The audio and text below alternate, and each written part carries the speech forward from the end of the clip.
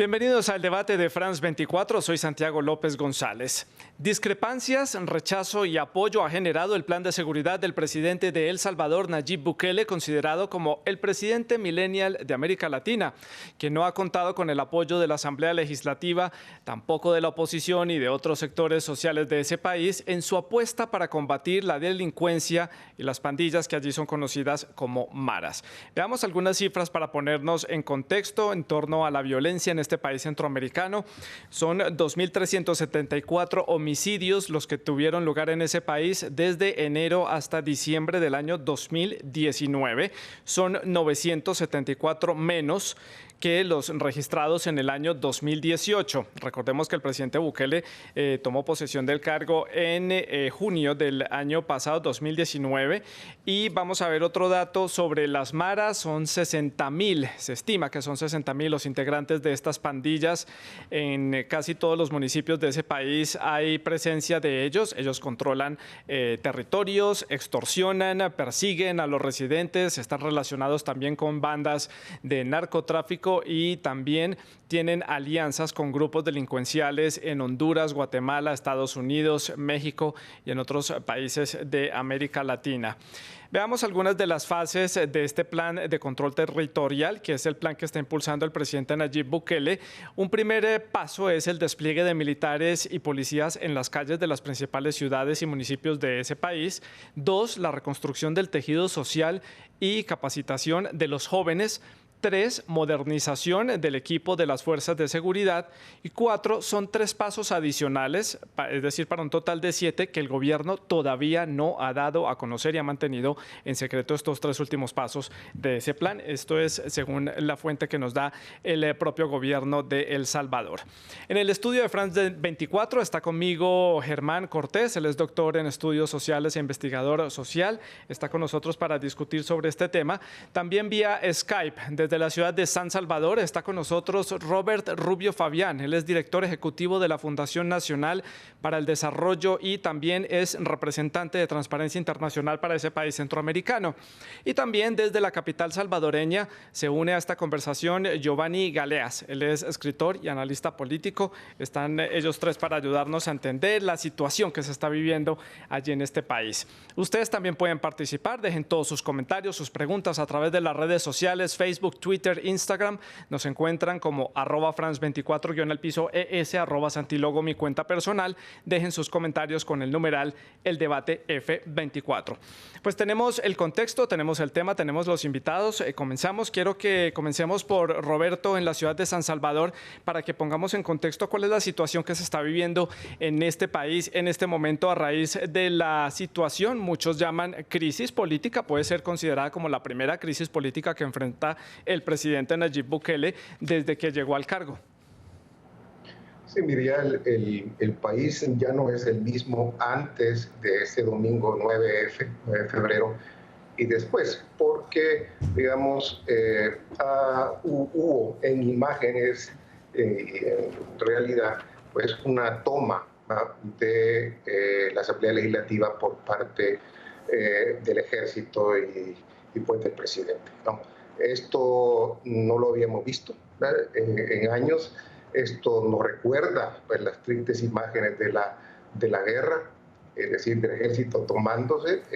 Los argumentos jurídicos para sostener esto, muchísimos lo han, digamos, rechazado, diciendo que eso no tiene ningún fundamento. Ahí había un fundamento que dice que se puede hacer, digamos, o se puede hacer una convocatoria por parte del Consejo de Ministros a la Asamblea y que están obligados a ir y que si no pues están obligados puede cometer desacato, pero esto solo aplica en casos de desastre, de emergencia nacional y no por las discusiones sobre la aprobación de un préstamo que está, ni siquiera era una autorización, sino que era el permiso para, digamos, negociar un préstamo con el Banco Centroamericano. Entonces, haber hecho esto de esa manera, ¿verdad?, con esos recuerdos, con toda esa prepotencia, con todos los simbolismos que allí ocurrieron, pues no hay duda que ha puesto al país en una crisis política, como tú dices, Santiago. Sí, y Giovanni, también en la capital salvadoreña, ¿estamos frente a una crisis en este país centroamericano, una crisis política? Sí, por supuesto. En este país estamos en una crisis que nos dejó sumidos 30 años de gobiernos de derecha del Partido Arena, 20 años, perdón, de gobierno del Partido Arena y 10 años de gobierno del Partido FMLN, donde la clave, hay dos palabras claves en esos 30 años, ineficiencia y corrupción. Fue esto lo que permitió que se abriera una crisis nacional y es lo único que explica el por qué un muchacho que tenía apenas 6 años en política derrote a toda la clase política aliada, junta, a la clase política tradicional, a todos los poderes institucionales, a todos los poderes políticos, a todos los poderes fácticos y mediáticos en el país, todos aliados, sí, todos, absolutamente todos aliados en contra de Nayib Bukele y del movimiento que cohesionó en su entorno, un partido y un movimiento que va más allá del partido, que se traduce actualmente a más del 90%, las encuestas de los primeros 2 trimestres de su gobierno, las máquinas nacionales e internacionales, todas sin excepción, le dan el mayor puntaje, 95% de adhesión a la acción de gobierno. Sí. La más baja le da 88%. Y en esas encuestas hay casas encuestadoras que son adversarios frontales de Nayib Bukele, pero que no pueden ocultar lo que en realidad está pasando. Estamos hablando de un promedio de 91% de adhesión a las políticas públicas.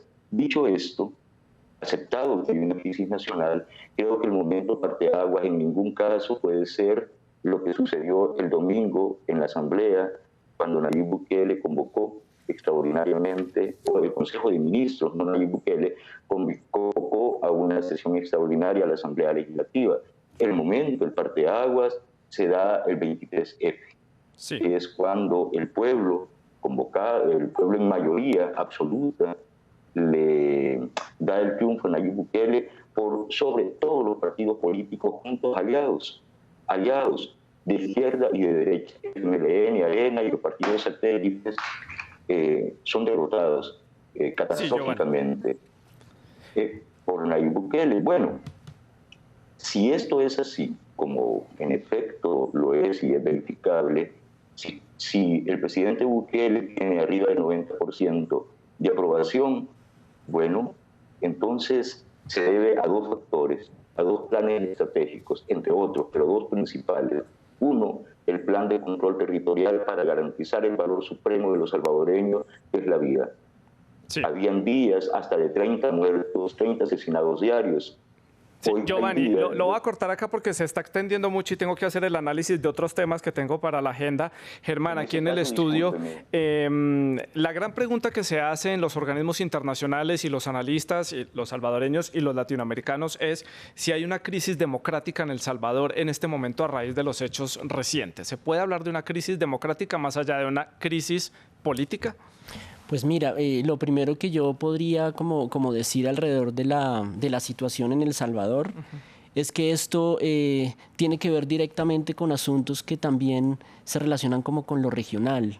No es necesariamente pues un caso que esté localizado en El Salvador. Hay unas prácticas políticas que están emergiendo, digamos, en el continente, sí, y que de alguna manera también están poniendo como por lo menos en perspectiva crítica, que no necesariamente es negativa, la posibilidad de repensar la democracia. Claramente la democracia, en función de los pilares fundamentales que propone, que promueve, pues ahí hay una serie de cosas que podrían estar como en tensión. El tema del Estado Social de Derecho, el tema de la participación ciudadana, el tema de la seguridad, ¿cierto? Hay como unos elementos que parece que entran a jugar como un papel muy importante, y creería yo que en El Salvador, a propósito de lo simbólico que ha venido sucediendo, que es muy importante también analizarlo, pues se abren como unos debates adicionales respecto a lo que está sucediendo en términos de la categoría democrática en la región. Sí. Esa sería como una primera mirada que puede hacerse, entendiendo que El Salvador también significa territorialmente como un asunto estratégico para una cantidad de circunstancias que para la región terminan siendo prioritarias, ¿no? Y tensionantes y problemáticas, como la migración, como la pobreza, el tema que se hablaba ahora de las pandillas o de los combos de jóvenes que tienen también pues un poder territorial importante, y que frente a eso también hay unas políticas públicas que el ejercicio democrático pues debe atender. La mirada que se hace desde América Latina y que muchas personas pensaban era que esta elección de Nayib Bukele como un candidato que no pertenecía a ninguno de los dos partidos tradicionales mostraba una cierta madurez de la democracia de este país y que socialmente iba a ser aceptado. Y lo que estamos viendo en las últimas semanas es que vuelven a abrirse las mismas divisiones de siempre. Esta mirada de la política blanco y negro, las divisiones entre ricos, pobres, izquierdas, derechas, vuelven a abrirse entonces las heridas políticas de El Salvador que han llevado incluso hasta una guerra civil que finalizó en el 92, Roberto. Mira, yo te diría dos cosas. Primero, el presidente ha construido una narrativa eso de buenos y malos. El infierno es la asamblea, yo soy el cielo, ¿no? El blanco y el negro. Y ha sido una narrativa relativamente exitosa porque indudablemente la clase política tradicional pues ha tenido realmente un mal desempeño, ¿no? Y este es falso porque hay buenos y malos de ambos lados, ¿verdad? Lo que sí es que si se presenta como que mira, yo soy aquí el Dios y el Mesías, ¿no?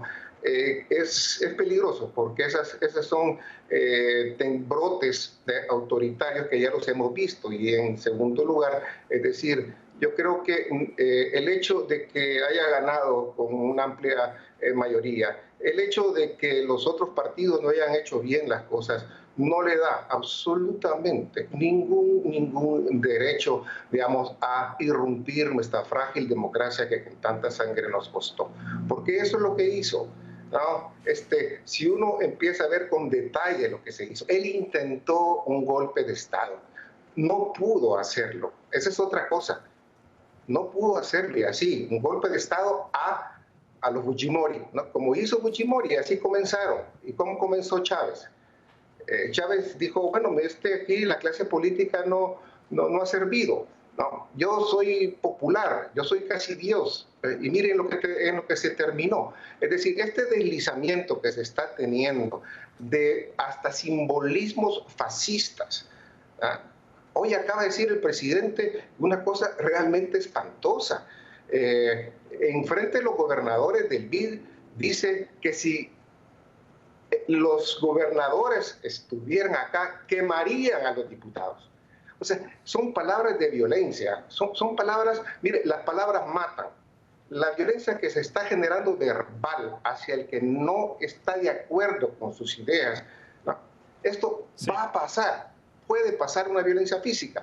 Entonces, creo que sí estamos frente a signos de un gobierno que se está deslizando peligrosamente hacia una dictadura autoritaria, la que no hemos visto en años en este país. Giovanni, en la ciudad de San Salvador, ¿qué opina usted de estas palabras de Roberto? Un posible golpe de Estado, se habla de una ruta hacia una posible dictadura, una política fuerte, usando un vocabulario y unos términos fuera del contexto político y de la democracia y del contexto diplomático también. Un poco subidas de tonos, digámoslo así.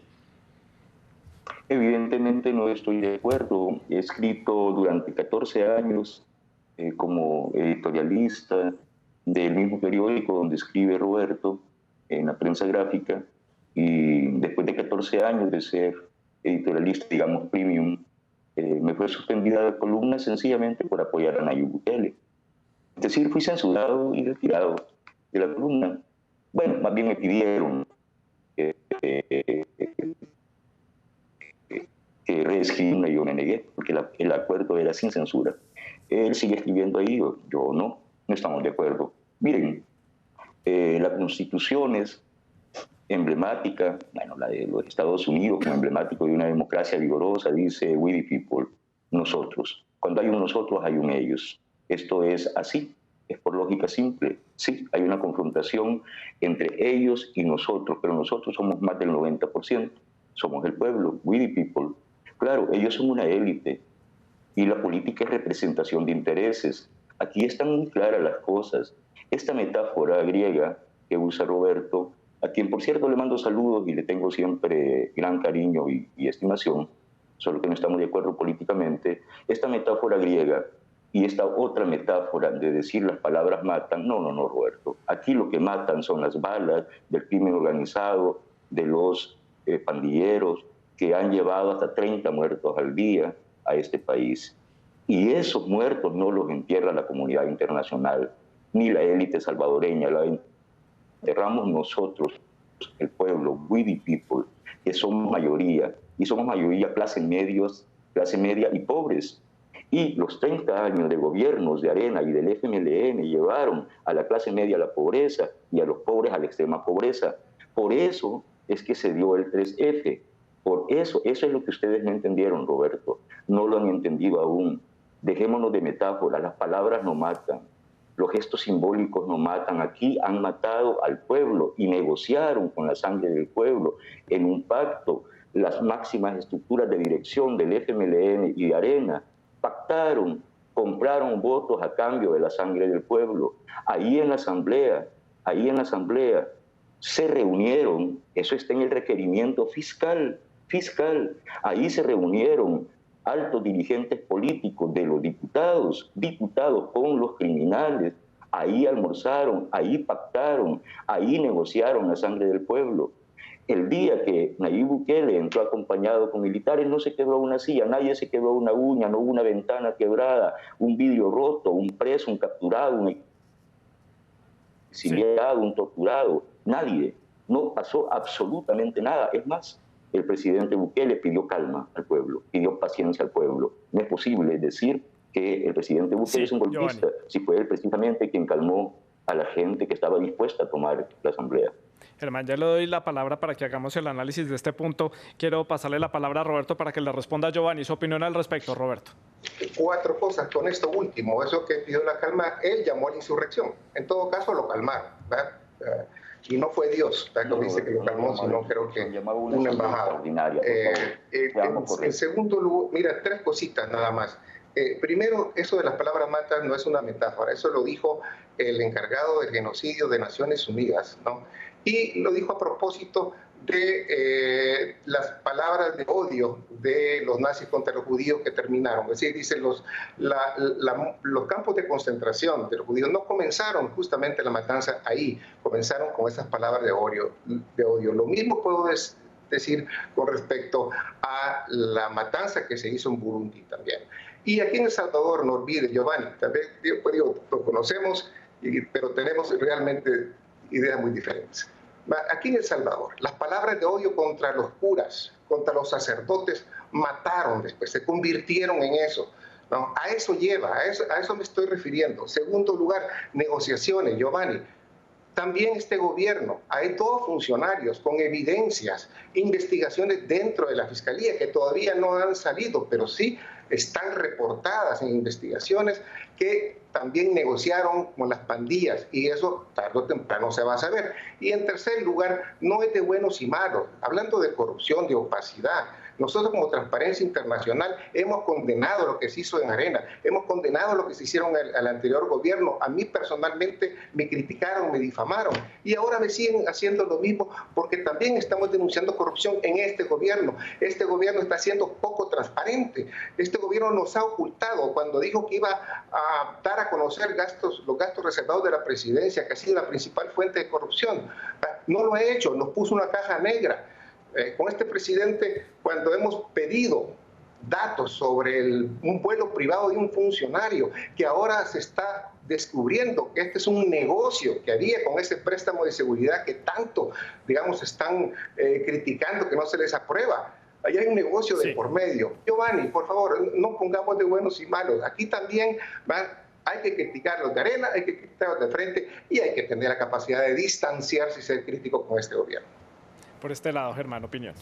Sí, en principio creo que vale la pena recordar también que no solamente para Centroamérica, sino para América Latina, el tema de las dictaduras militares pues hace parte como de nuestra impronta, ¿cierto?, Sí. de memoria histórica, y que pues El Salvador protagonizó junto con otros países también pues una serie de circunstancialidades relacionadas también obviamente al tema del conflicto y al tema del poder y al tema de la jerarquización del poder, al tema de la centralización del poder. Y creo que en este caso pues hay una cantidad de elementos que son muy simbólicos que podrían también darlos como luz para el debate.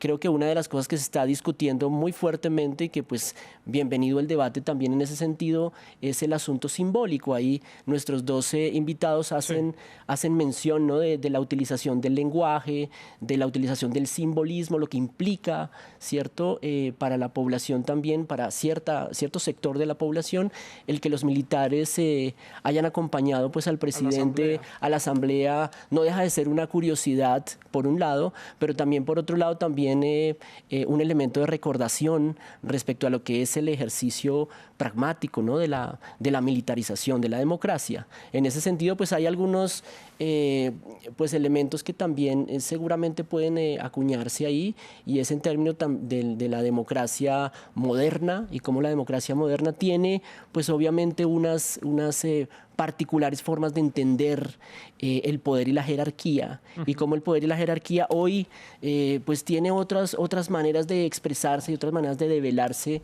en donde parece que el presidente Bukele tiene pues por lo menos una astucia, sin querer decir que entonces estamos a favor o en contra, pero una astucia también para movilizar y ser muy popular o hacer muy populares ciertos temas que antes quizás no eran tan populares, ¿no?, como el tema de la seguridad, y otra serie de cosas que tienen obviamente pues al país pues en este momento como en tensión y en alarma.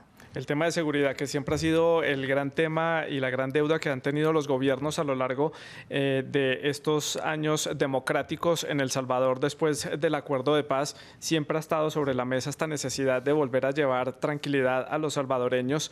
Le pregunto a Roberto, allí en la capital salvadoreña, veíamos las cifras al inicio del programa y hay un claro retroceso en el número de víctimas o de personas que han fallecido comparando el 2018 con el 2019. Muchas personas avalan la gestión del presidente Bukele. Hay críticas, como usted ya lo estaba diciendo. ¿Qué está saliendo mal entonces en este gobierno que vuelve a levantar ese fantasma que existe para la sociedad salvadoreña del presidente que llega al poder y llega a enriquecerse, que es el fantasma que ha dejado los gobiernos de arena y del frente militar? Mira, yo estoy viendo un poco más de lo mismo, ¿no? Pero ahora con el agravante, ¿no?, de que también se está jugando con la democracia y la democracia parece que le resulta incómoda a este gobierno, ¿no? Ahora, mira, en el tema de seguridad no hay duda de que este es un factor que a la luz de mucha gente es lo que le valió en parte al presidente actual, digamos, estos índices que tiene de popularidad, que por cierto no hay que confundir popularidad y simpatía con apoyo. Si tuviera apoyo, quizá el pueblo se hubiera volcado a las calles y usar el nombre del pueblo. Yo soy el pueblo, yo represento el pueblo porque tengo 90% de simpatía, Giovanni. Eso no es, para un intelectual eso no es serio, ¿no? Entonces, yo sí creo que uno tiene que ser crítico. Los intelectuales tenemos que saber, ¿no?, distinguir que las cosas no son buenas o malas. Caemos en un simplismo que un intelectual no debería de hacer. Ellos son los corruptos, nosotros somos los no corruptos. Perdón, ambos, hay corrupción en ambos. Ambos negociaron, solo aquellos son los que hablan con las pandillas, ¿no?, y nosotros no es así. El plan de seguridad, es más, hay cuestionamientos que hay que investigar. Los homicidios ya venían bajando antes de este gobierno, venían descendiendo de 16, salieron con 9 en el gobierno anterior y siguieron bajando. ¿Por qué razones? Eso es lo que hay que investigar. Un intelectual tiene que hacer esfuerzos por investigar por qué. Porque a mí no me cuadra Primero porque no conozco el plan, y ese es un problema, apoyar algo que no conozco. Y segundo, porque no sé cuáles son las causas. La causa es un repliegue de las pandillas, coyuntural, es táctico. Y finalmente, es decir, la reducción es porque se está también ya pactado con las pandillas en este gobierno, porque ese plan en los municipios donde funciona es donde no ha habido reducción. Donde ha habido más reducción, Roberto, es en los municipios donde no funciona el plan. Giovanni, ¿su opinión al respecto? Bueno, todos estos argumentos que ha vertido Roberto son los argumentos que debatimos a lo largo de la campaña presidencial. El porqué del aumento, la baja de los homicidios. Y todo esto se discutió en el país. Lo que pasa es que en el movimiento que impulsó Nayib Bukele, tanto el partido como el movimiento popular que está en su entorno, hubo una capacidad especial, creo yo, que fue haber puesto en el centro del debate nacional la palabra corrupción. La palabra corrupción. Creo que esa es la clave para entender todo este problema. Podemos buscar problemas subalternos o señalar deficiencias, ineficiencias, y seguramente es razonable y es atendible algunos de los señalamientos que hace Roberto. A mí eso no me asusta. Yo sé que nadie es perfecto y sé que se cometen errores. También sé que puede haber claridad estratégica y errores tácticos. Eso no se me oculta, Roberto. Tú sabes que yo vengo de la izquierda y tuve una formación político-militar y esto no me asusta. No, yo estoy señalando claridad estratégica y el hecho de que ahora los salvadoreños, cuando digo ellos y nosotros, ni siquiera estoy hablando de polarización. ¿Cómo va a haber polarización entre un 97% y un 3%? Eso no se llama polarización.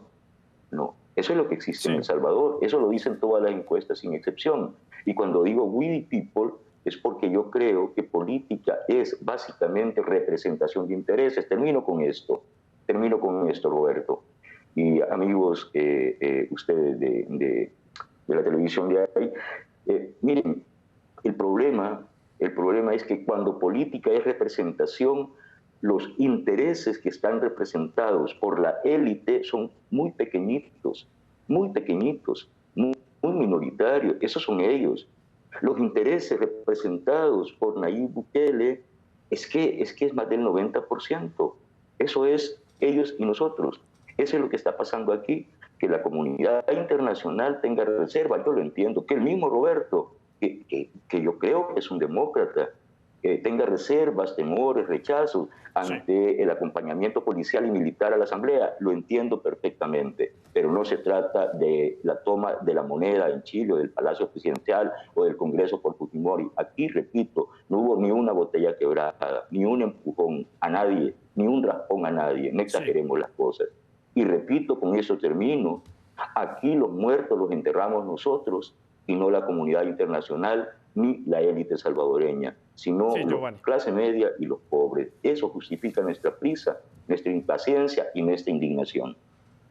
Germán, aquí en el estudio de France 24, su opinión. Habla de temas que son muy recurrentes para el resto de países de América Latina, que son la corrupción en los gobiernos, que tal parece que es como el gran síntoma generalizado en nuestros países. Sí, no solamente la corrupción, creo que hay como 4 puntos que podríamos como resaltar o rescatar de esta discusión.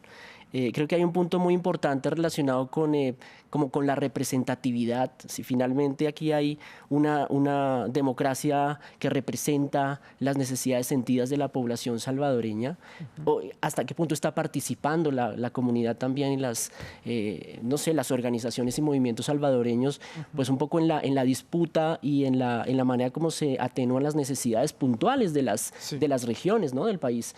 Por otro lado, también la pregunta si es finalmente el tema de la seguridad la respuesta para la convivencia.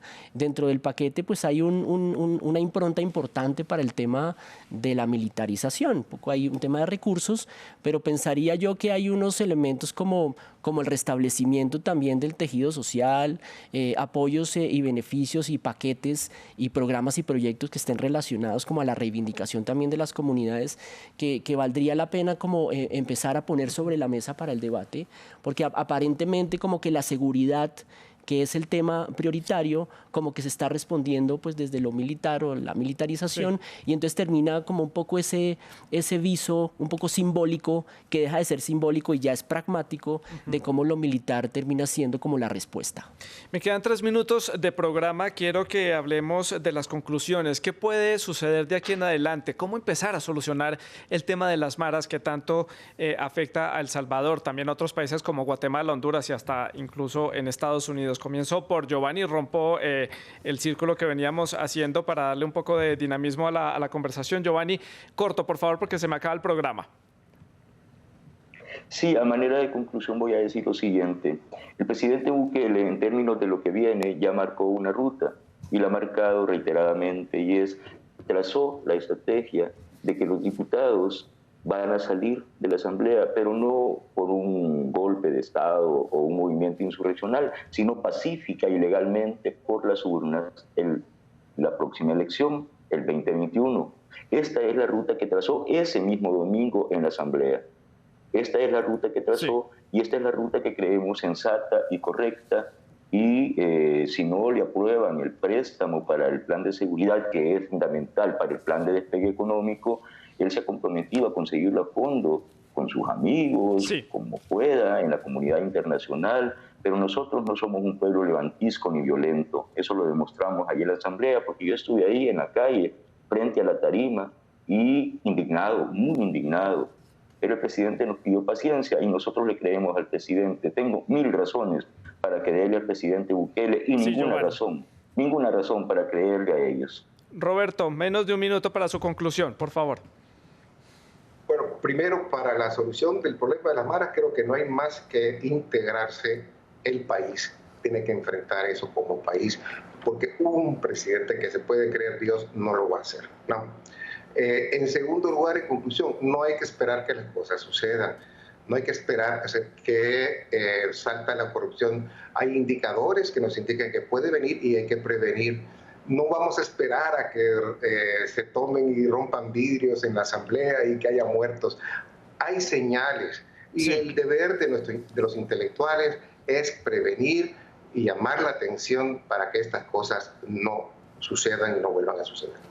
A Roberto y Giovanni en la ciudad de San Salvador les agradezco por haber estado con nosotros aquí en France 24. Germán, gracias también por este análisis y ponernos en contexto con respecto a la situación también en América Latina. Paso a leer rápidamente algunos de los comentarios de nuestros televidentes a través de las redes sociales. A la pregunta ¿cómo califica las acciones del presidente salvadoreño Nayib Bukele? En Facebook nos responden, aunque sus demandas sean legales, la forma en que lo hizo fue rompiendo el orden constitucional. Jamás tenía que llegar de Barabucón al Congreso junto con la Policía Nacional ni el Ejército. También nos comentan, un millennial con actitud de dictador militar de los 70. Y en YouTube también nos dejan algunos comentarios. Quisiera decir razonable debido al contexto de la situación en la que está El Salvador. Sin embargo, me parece que con esa medida no consiguió absolutamente nada. Al contrario, se ganó la crítica internacional. Sigo pensando que Bukele es un buen presidente, pero debe ser más cuidadoso con las medidas que toma. Son algunos de los comentarios. Pueden seguir opinando sobre este tema. Hasta aquí el debate en France 24. Pueden seguir con nuestra programación. Gracias.